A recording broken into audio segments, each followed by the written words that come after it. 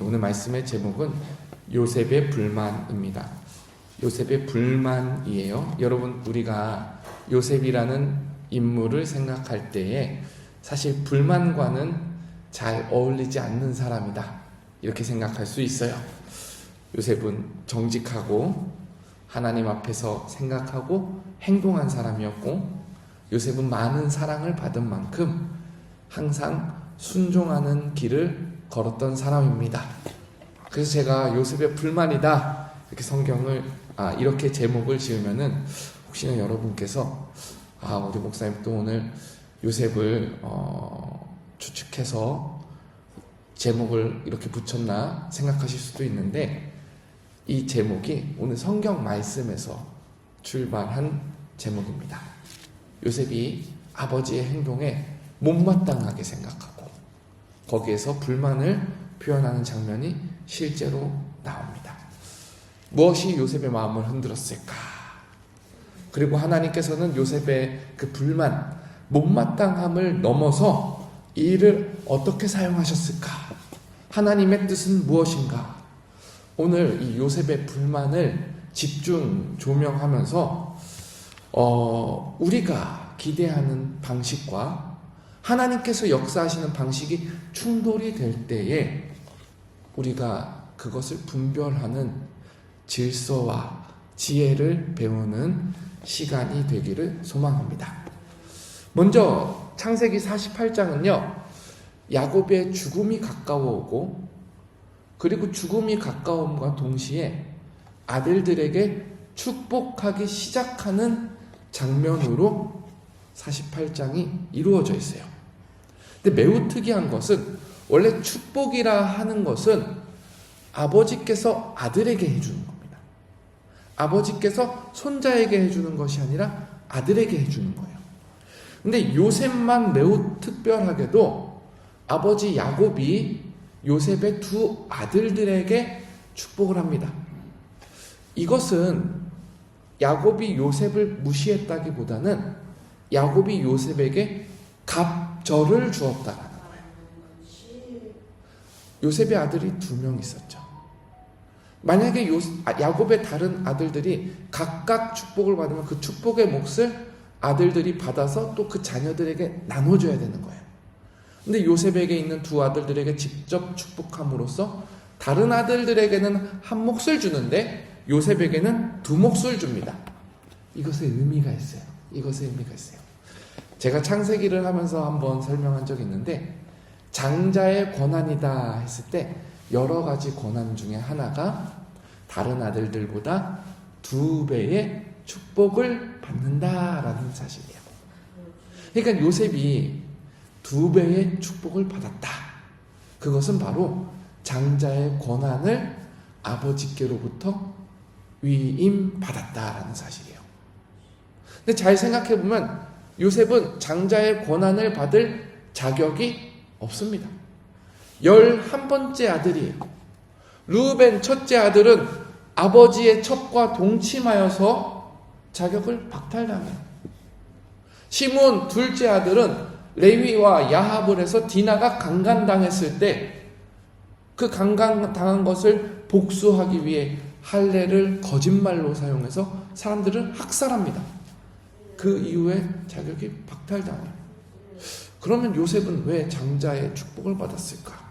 그 위에 형들을 다 제껴두고서라도 어떻게 장자의 축복을 받았을까? 1차적으로 우리 입장에서 생각을 해보면, 그래도 요셉이 고난을 잘 견뎌내서, 그래도 요셉이 참 잘 순종해서, 그래도 요셉이 형들을 구원하고 아버지를 잘 봉양해서 장자의 축복을 받았나? 이렇게 생각하실 수도 있습니다. 실제로 이렇게 해석하기도 합니다. 근데 무엇이 먼저였는가를 우리는 봐야 됩니다. 요셉의 순종이 있기 이전에 하나님께서 요셉을 이미 선택하셨다는 거예요. 요셉이 태어나기 이전에 하나님께서 이미 요셉 가운데 섭리하시기로 작정하셨다는 거예요. 그러니까 사람의 자격보다 먼저 되는 것은 하나님의 계획하심과 하나님의 선택하심이다라는 거예요. 이 말씀은 우리에게 굉장한 의미를 가집니다. 우리가 순종해서, 믿음으로 순종해서 의인이 된 것이 아니라 믿음으로 순종하기 이전에 하나님께서 우리를 태초부터 선택하시고 계획하시고 작정하시고 역사하셔서 이 자리 가운데 우리를 만들어 왔다라는 거예요. 그러니까 요셉이 장자의 축복을 받는 데 있어서 자랑할 게 없는 거예요. 하나님 나를 선택하시고 은혜를 주심에 감사드립니다. 이것이 요셉의 고백이라는 사실인 것이죠. 근데 이 다음부터 한번 읽어보면은 아주 재미난 내용이 나옵니다. 한번 먼저 13절 말씀을 읽어보겠습니다. 오늘 포인트가 되는 시작이 13절부터 시작됩니다. 함께 읽어보겠습니다. 시작. 오른손으로는 에브라임을 이스라엘의 왼손을 향하게 하고 왼손으로는 므낫세를 이스라엘의 오른손을 향하게 하여 이끌어 그에게 가까이 나아가매. 자, 이제 새벽이지만 방향 감각이 좋아야 합니다. 이제 요셉이 아들 에브라임과 므낫세를 축복을 받게 하기 위해서 야곱에게 데리고 갑니다. 근데 요셉이 아주 의도적으로 이스라엘의 오른손에는 첫째 므낫세가 가게 하고 이스라엘의 왼손에는 둘째 에브라임이 가도록 아버지에게 그렇게 방향을 잡아서 데리고 가는 거예요. 요셉의 의도가 있는 거예요. 그 의도가 무엇이냐? 그래도 우리 오른손이 성경에서는 좀 긍정적이잖아요. 그러니까 우리 아버지께서 나의 아들 첫째 므낫세에게는 오른손의 축복을 주기를 원하고 둘째 에브라임에게는 차자에게는 왼손의 축복을 주기를 원한다. 이런 마음으로 눈이 어두운 아버지에게 요셉이 일부러 방향을 그렇게 설정해서 데리고 가는 거예요. 이것이 바로 요셉의 일반적인 상식입니다. 뭐죠? 맏아들은 아버지에게 더 좋은 축복을 받아야 된다. 맏아들은 그럴 자격이 있다. 요셉에게도 그런 상식이 있는 거예요. 그런데 한번 14절을 같이 읽어봅시다. 14절입니다. 시작. 이스라엘이 오른손을 펴서 차남 에브라임의 머리에 얹고 왼손을 펴서 므낫세의 머리에 얹으니 므낫세는 장자라도 팔을 엇바꾸어. 그러니까 이제 엇바꾸어 얹었더라. 요셉은 아버지가 눈이 어두워도 그냥 손만 펼치면은 장자, 차자를 축복하도록 데려갔는데 야곱이 손을 엇갈려서 축복을 하는 거예요. 차자에게 오른손에 축복을 주고 장자에게 왼손에 축복을 주는 거예요. 그러니까 15절에 보니까 죄송합니다. 17절에 보니까 요셉이 그 아버지가 오른손을 에브라임 차자의 머리에 얹은 것을 보고 기뻐하지 아니하여. 자, 우리 성경에는 기뻐하지 아니하였다 이렇게 보는데 히브리어 원문에 보면은 나쁘게 보았다, 악하게 보았다, 못마땅하게 보았다라는 표현입니다. 요셉의 마음에 불만이 생긴 거예요. 아니 아버지, 왜 장자에겐 장자 것을 주고 차자에겐 차자 것을 줘야지 왜 이렇게 하십니까? 근데 여러분, 조금만 앞에 생각해 봅시다. 요셉이 장자의 축복을 받았어요. 장자여서 받았나요? 은혜로 받은 거예요. 아들들은 그럼 장자에서 장자의 축복이 옵니까? 차자에서 차자의 축복이 옵니까? 그거는 아버지의 뜻이에요. 요셉의 뜻이 아니란 말이에요. 요셉이 이 불만을 이제 겉으로 표현을 하는 장면이 18절에 나옵니다. 읽어드릴게요. 그의 아버지에게 요셉이 이르되 아버지여 그리 마옵소서. 아버지 그렇게 하지 마십시오. 이는 장자이니 오른손을 그의 머리에 얹으소서 하였으나. 자, 이제 여기서부터 중요합니다. 야곱이 왜 이렇게 하였을까? 야곱이 왜 엇갈린 축복을 주었을까? 눈이 어두워서 그랬나? 판단력이 흐려져서 그랬나? 아니에요.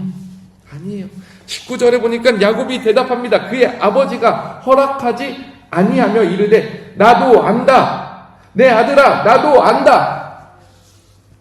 야곱이 2번이나 똑같은 말 합니다. 나도 알고 그렇게 축복했다.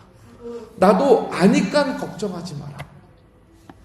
우리가 여기서 한 가지 꼭 참고해야 될 말씀이 있는데, 히브리서 11장은 믿음장이라고 합니다. 믿음의 선조들의 기록이 나와요. 아브라함은 믿음의 기록을 뭐로 남겼느냐? 믿음으로 갈 바를 알지 못하고 떠났다. 그것이 믿음의 행동이었어요. 그럼 여러분, 우리가 야곱의 인생을 쭉 살펴보면 야곱이 믿음으로 칭찬받을 만한 일이 뭐가 있습니까? 아니요. 그래도 있죠. 분이엘에서 씨름한 거, 그것도 믿음으로 한 일이잖아요. 근데 히브리서 기자는 영감을 받아서 성경을 쓸 때 야곱의 다른 일을 믿음으로 했다라고 말하지 않아요. 딱 한 가지 일을 믿음으로 했다고요.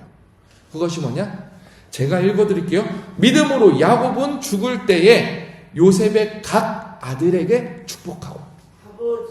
그러니까 신약 성경이 야곱의 믿음을 평가할 때 가장 높게 평가하고 가장 집중해서 보는 게 무엇이다?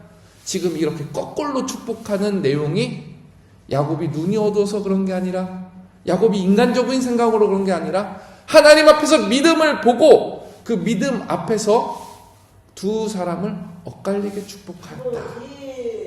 이것은 야곱의 뜻이 아니라 하나님의 뜻이다.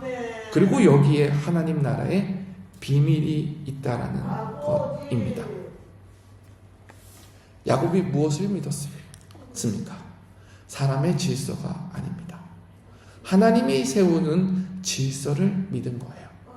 요셉은 무엇을 원했습니까? 사람의 질서를 원했습니다. 장자가 첫째가 되어야 된다. 순서는 지켜야 된다. 그래도 상식이 있지 않나. 그래도 내가 원하는 내 바람이 있지 않나. 그 요셉의 불만이 때로는 우리의 불만과 같기도 합니다. 그러나 하나님께서는 요셉의 상식 위에 머무는 것이 아니라 하나님의 은혜로 베푸십니다. 우리는 때로는 요셉과 같이 거저받은 은혜를 자격으로 바꾸려 할 때가 있습니다. 처음부터 시작해보면 모든 것이 하나님께서 시작하신 하나님의 은혜임에도 불구하고 남들에게 적용할 때는 은혜를 적용하는 것이 아니라 자격이라는 인간적인 잣대를 갖다가 됩니다. 그럴 때마다 하나님께서는 말씀하십니다. 나도 안다. 나도 안다. 하나님께서 무엇을 하실까요? 이 세상에 누구도 자격이 되어서 하나님의 선물을 받는 사람은 없다라는 사실을 하나님께서 먼저 아시는 거예요. 그래서 예수님도 이와 같은 말씀을 하시지 않습니까? 나중된 자로서 먼저 되고 먼저 된 자로서 나중되리라. 하나님 나라에서는 하나님의 질서가 최종 판단입니다. 하나님의 주권이 유일하신 기준이고 하나님의 은혜가 유일한 자격인 줄 믿습니다. 사랑하는 여러분, 우리가 요셉처럼 이미 충분히 받은 자리에 서 있을 때에도 하나님은 우리에게 묻고 계십니다. 하나님의 주권과 질서 가운데 내 기대와 소망을 때로는 내려놓고 하나님의 행하심에 신뢰할 수 있는가? 그 가운데 요셉과 같이 잠깐 불평이 나온다 할지라도, 불만이 나온다 할지라도 그것이 우리 아버지 하나님의 뜻이라면 순종할 수 있겠는가? 요셉의 불만은 더 한 발짝 앞으로 나아가지 않습니다. 요셉의 불만은 아버지가 안다라고 했을 때 거기에서 멈춰서고 순종하는 사람이었습니다. 그것이 왜입니까? 요셉의 기대보다 하나님의 뜻이 더 깊고 크기 때문에 그렇습니다. 사랑하는 여러분, 오늘 말씀 가운데 권면을 드립니다. 오늘 하루의 삶 가운데 우리 마음에 도저히 이해하지 않고 이해되지 않고 용납되지 않는 하나님의 손길이 있다 할지라도 그 자리가 우리가 믿음으로 내려놓는 자리가 되기를 소망합니다. 하나님은 우리에게 자격을 묻지 않으시고 은혜를 먼저 베푸르셨다라는 이 사실을 신뢰하며 나에게 적용되는 잣대를 다른 사람에게도 또 우리가 생활하는 모든 순간에게도 은혜의 잣대를 대는 우리가 되기를 주님의 이름으로 축원합니다. 우리 함께 기도하겠습니다.